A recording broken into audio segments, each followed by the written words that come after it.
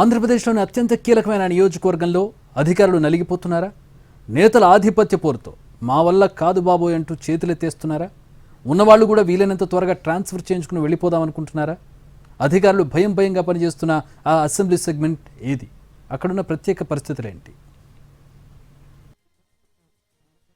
పులివెందుల పొలిటికల్గా ఈ పేరు చెప్పగానే ఏపీలో ఎవరికైనా టక్కును గుర్తుకొచ్చేది వైఎస్ కుటుంబమే. దశాబ్దాలుగా ఈ నియోజకవర్గాన్ని తమ కంచుకోటలా మలుచుకుంది ఫ్యామిలీ. అలాంటి చోట పాగా వేయాలని గట్టిగా ప్రయత్నిస్తోంది TDP.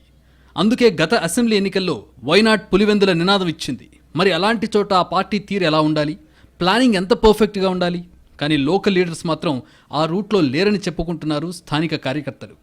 MLC Ram Gopal Reddy, party నియోజకవర్గ ఇన్ఛార్జ్ బీటెక్ రవి వాలకం చూస్తుంటే వైనాట్ పులివెందుల నినాదం సంగతి తర్వాత అసలు మేం పుంజుకుంటామా లేదా అన్న డౌట్ వస్తోందని అంటోందట నియోజకవర్గ పార్టీ క్యాడర్. ఆధిపత్య పోరుతో ఇద్దరూ ఇక్కడ పార్టీకి పాతరేస్తున్నారనేది క్యాడర్ వాయిస్.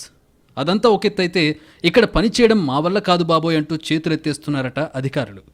ఆధిపత్య పోరుతో నాయకులిద్దరూ ఒత్తిళ్లు పెంచడంతో ఇక్కడ ఉద్యోగం చేయడం మా వల్ల కాదని దండం పెట్టేస్తున్నట్టు సమాచారం.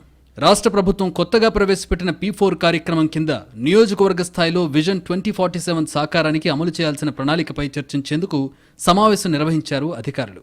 మామూలుగా అయితే ఈ సమావేశానికి స్థానిక ఎమ్మెల్యే చైర్మన్గా వ్యవహరిస్తారు. ఆ లెక్క ప్రకారం పులివెందుల ఎమ్మెల్యే అయిన వైసీపీ అధినేత జగన్ చైర్మన్గా వ్యవహరించాలి. కానీ ఆయన మీటింగ్కి వచ్చే అవకాశం లేకపోవడంతో ప్రత్యేక ఆహ్వానితుడిగా టీడీపీ నియోజకవర్గ ఇన్ఛార్జ్ బీటెక్ రవికి ఇన్విటేషన్ పంపారు అధికారులు. సరిగ్గా ఇక్కడే తాజా వివాదం మొదలైంది.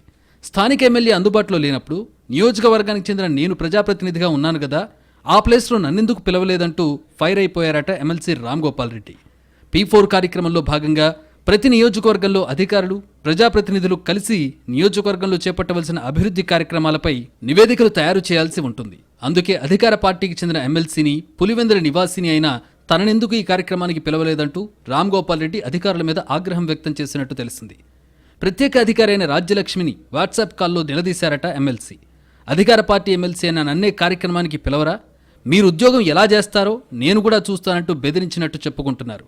ఎమ్మెల్సీ బెదిరించారంటూ ఆ అధికారి కలెక్టర్కు ఫిర్యాదు చేశారట. పులివెందుల ప్రత్యేక అధికారిగా తాను పని చేయలేనని కూడా రాజ్యలక్ష్మి కలెక్టర్కు చెప్పేసినట్టు సమాచారం. అయితే తొందరపడొద్దని, ప్రజాప్రతినిధులతో నేను మాట్లాడతానని ఆమెకు కలెక్టర్ భరోసా ఇచ్చినట్టు తెలిసింది. అయినా ఆమె భయం తగ్గకపోవడంతో ఈ అంశాన్ని తాను సీఎం దృష్టికి తీసుకెళ్తానని కూడా కలెక్టర్ ఆ అధికారికి హామీ ఇచ్చి నచ్చజెప్పినట్టు సమాచారం. మొన్న పోలీసులు, నేడు ఇతర అధికారులు ఇలా ఒక్కో సందర్భంలో ఒక్కో విభాగానికి చెందిన వారు ఎమ్మెల్సీ, మాజీ ఎమ్మెల్సీ మధ్య ఆధిపత్య పోరులో నలిగిపోతున్నారట. అయ్య బాబోయ్ పులివెందుల, అక్కడ మేం పని చేయలేమంటున్నారన్నది అధికార వర్గాల టాక్. రాను రాను సంక్లిష్టంగా మారుతున్న ఈ వ్యవహారాన్ని టీడీపీ అధిష్టానం ఎలా డీల్ చేస్తుందోనని ఆసక్తిగా చూస్తున్నాయి రాజకీయ వర్గాలు.